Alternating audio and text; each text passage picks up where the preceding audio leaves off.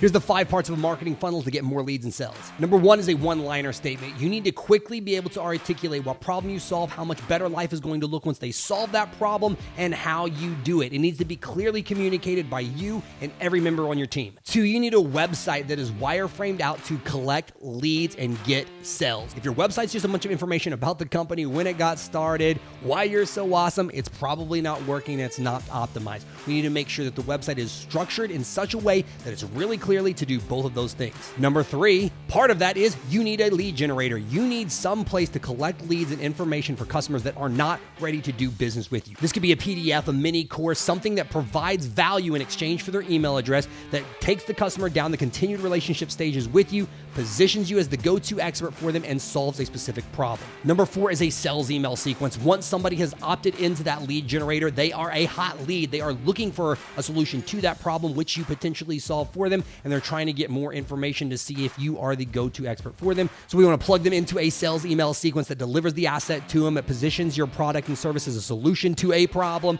shows success stories, overcomes objections, and finishes out strong with a good call to action sales email. Then number 5, we want to keep in touch with those customers with a good nurture sequence. This can be with emails and just our overall content strategy, so we stay top of mind for them whenever they are ready to solve that problem. They think of us as their go-to expert. Make sure your marketing funnel has those 5 steps in it so you do not miss out on more leads and sales. Subscribe for more marketing tips.